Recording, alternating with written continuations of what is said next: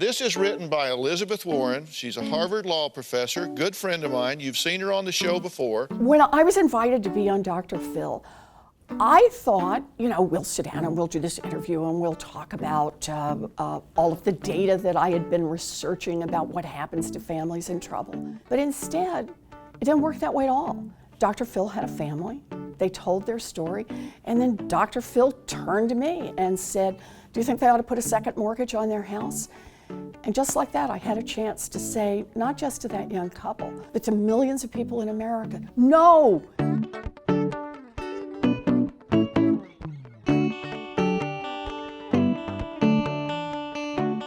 Why is it so dangerous for couples to take these second mortgages, these home improvement, home equity loans? Why is that such? You say that is financial poison. It is. And if you listen to the ads, it always sounds so smart. Tap your home equity, right? Doesn't it sound clever? Let me tell you the other way we might describe it.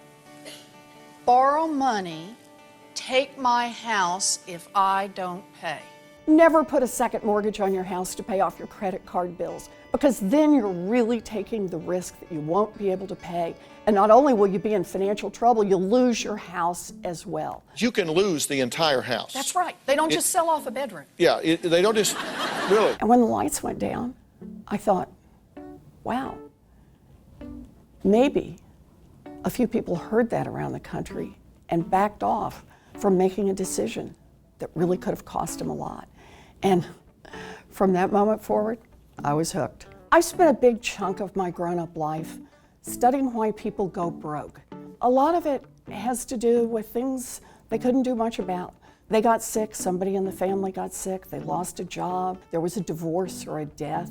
But there are things people can do to make their lives more secure. I think of money as in three big buckets. One bucket are the necessities, the things you got to spend money on all the time, like your rent, right? You got to spend money on that. Another one is the things that you need to be saving, and that's a key one. This is how you build a future. Now, sometimes building a future means paying down debt, like student loans. Sometimes it means if you've got your debt paid down or your credit cards paid down, putting money into savings for the future. Because you got to be secure not just today, but tomorrow and the next day and the next day. And then all that money that's left over, that's the money. You make the decisions and you have fun with it. You decide you want to spend more on food, good for you. You want to spend more on lattes, then cut back on shoes. Those are the decisions you get to make, but you know how much you've got and how much you're working with.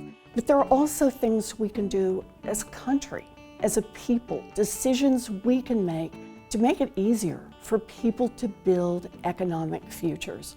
So for example, if we passed a wealth tax and took some of that money, that's a 2% tax on the top 1/10 of 1%, and took some of that money, we could cancel student loan debt for about 95% of people in this country who have student loans. That would make a huge difference in people's finances. We could also pay for universal child care. That would help families that are trying to raise children. It would help people be able to go back to school, to be able to take a job, to be able to take a more demanding job.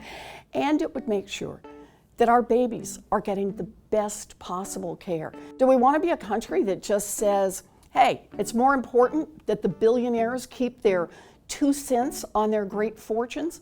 Or are we a country that says, you made it big, good for you, but once you reach more than $50 million in assets, pitch in 2 cents on those next dollars so that everybody gets a chance to make it in this country?